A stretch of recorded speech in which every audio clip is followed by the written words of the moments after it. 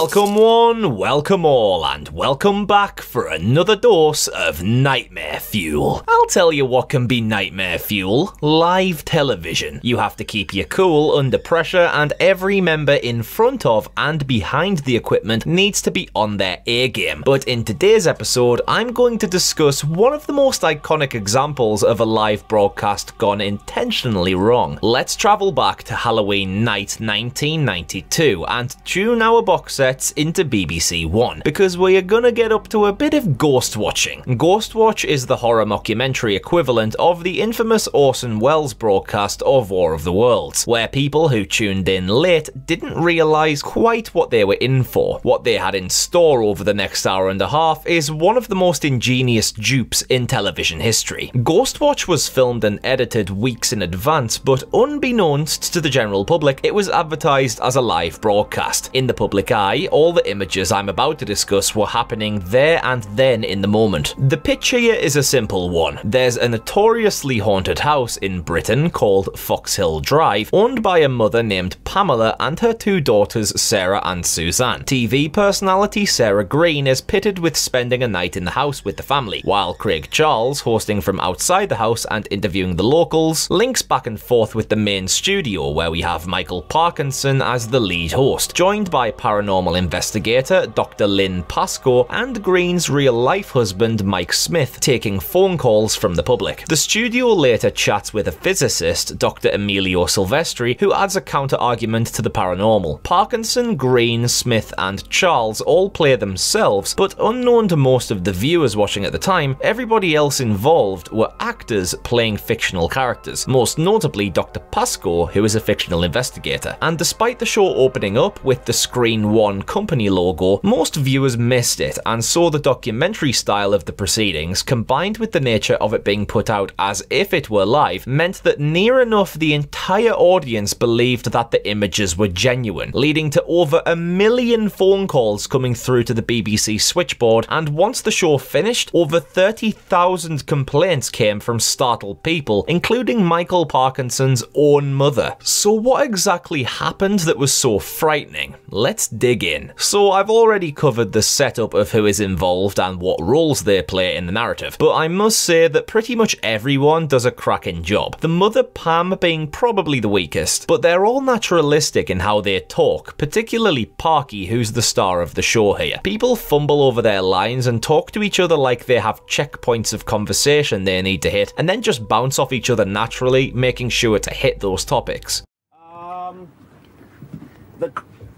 We have our image analysis equipment linked in. Once more into the breach. Do I have to go first? After you. Yeah, typical. Come on then, chaps. I wonder if they remain as jolly as that all evening. We shall find out.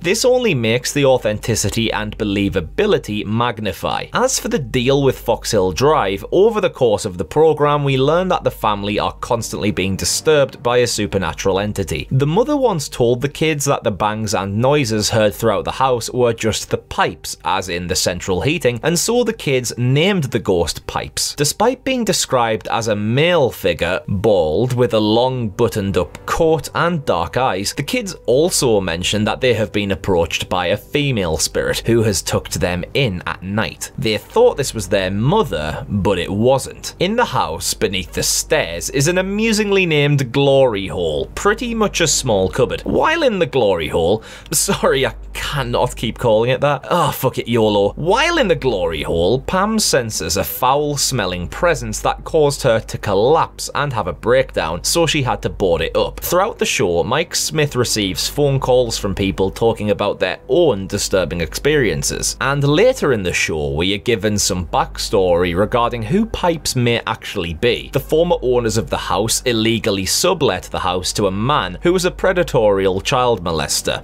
that enjoyed to occasionally dress and act like a woman. This helps to explain why the kids can sense both a male and a female presence. Also, at the beginning of the program we have a shot of the kids in bed. When they turn the lamp off, an outline can be seen in the curtains, which some phone calls identify as male and others female. As for the glory hole, the caller says that the molester hung himself inside the glory hole with his 12 pet cats locked inside with him, which after a while began to eat away at him, starting with his face. This explains Pipes' eyes described as being dark because they're bloody from being gouged out. As for the cats, prior to this reveal, sounds of hissing and meowing can be heard throughout the house, including from within the glory hole, and at one point a seemingly dead cat can be seen lying on the windowsill at the top of the stairs. At one point the glory hole is opened when GREENE tries to find the source of the cat noises, but when opened the vague outline of a man can be seen, causing the sound guy to collapse. This third act is incredibly tense and genuinely scary because it cranks up every dial. Throughout the broadcast the tone shifts. At the beginning, especially with Craig Charles involved, the atmosphere is very jovial and you kinda get the sense all the hosts are skeptical and that it's just another job for them. Parky stays neutral for most of the show, but later his own skepticism begins to flow out when a panning camera identifies some banging coming from the older daughter Suzanne, so Parky flips his shit thinking the entire thing has been a hoax. Dr. Pascoe remains unaffected though, wanting people to trust her judgments and to carry on the investigation. The interactions here are excellent and she and Parky play off each other brilliantly throughout the entire piece. Then all the interviews and segueing to other crew members are great. Everything moves around seamlessly person to person to carry on the investigation, and the program never really halts and takes a break. It's always throwing something tantalizing at you, whether it's a creepy phone call, eerie footage from Pascoe's research with the kids talking in demonic voices, debates about the existence or denial of the paranormal, and Sarah Greene's experiences in the house. But when the pace of the program increases and the plot thickens, Parky cuts off other crew members as if he's got something more important to say. These moments are jagged and jarring, and that only adds to the aura that something isn't going to plan. Over time, increasingly freaky things start happening to GREENE and the family in Foxhill Drive. Everything from suddenly materializing circles of fluid on the carpet, video and sound equipment going haywire, knocks and bangs throughout the house, cat noises, lights going off, the kids going crazy and starting to speak in the demonic voice again in super off-putting nursery rhymes. Everything goes from bad to worse in a convincing fashion. When the lights go out in the house, the camera switches to this thermal imaging equipment, and oh my days, the tension here was raw. You're constantly expecting to see a figure or shape that isn't Sarah Greene, and the entire time you're on the edge of your seat waiting for something. And that's how the program in general felt. You never know when something was going to happen due to the live formatting. And even though we are not able to experience Ghostwatch in the same way the audience who watched the original broadcast did, due to the age of the production, it feels like we are watching a taboo lost videotape that should never be seen. Something disturbing that has been pulled from the BBC archives for us to witness. A quite recent example of a similar experiment was the live Inside Number 9 special Deadline, which took heavy inspiration from Ghostwatch in terms of how it was executed. But I do feel that Ghostwatch by comparison feels more authentic. Towards the end, when the studio starts going ballistic and winds blast through with everyone disappearing and the lights blowing out, that's when the penny really drops that it's a production. I feel like they cranked the final segment up to go over the limit so that ideally everyone watching would be able to understand it's a mockumentary. Alas, this plan didn't go particularly well due to all the complaints. But complaints and context of the time aside, this is a thrilling watch even today. Everyone plays their part very well and it never stops being engaging or interesting. The show never spends more than a few minutes with each person or group, so it never gets stagnant or boring. Craig Charles is great comic relief, Parkinson is a solid host, Dr. Pascoe plays her part brilliantly, and the fact that GREENE and Smithy are a real married couple, but one's in the studio and one's in the haunted house, means that they both show genuine believable concern for each other's safety. Makes it feel a bit more real. A lot of the tense scary moments really are tense and scary, especially when the cat screeches come in towards the end and the outline of Pipes appears in the glory hole. Even the demon voice coming out of the girl saying nursery rhymes is severely unsettling in every regard. The legacy of Ghostwatch lives on and still remains one of Britain's all-time greatest moments in television history. Those who were lucky to survive Pipes and tell the tale are also able to talk about just how much of a rollercoaster ride it was, as well as being one of the most believably frightening experiences they'd ever had. But what do you think of Ghostwatch? Could you survive a night in Foxhill Drive, or would you wind up in a glory hole surrounded by pipes? I've seen a few videos on the internet that match that description. Anyhow, if you don't want my search history to become compromised, please hit hit that subscribe button so I can get one step closer to affording a good lawyer. I'm Connor from Unleash the Ghouls, and until next time, good night and sweet pipes-fueled dreams.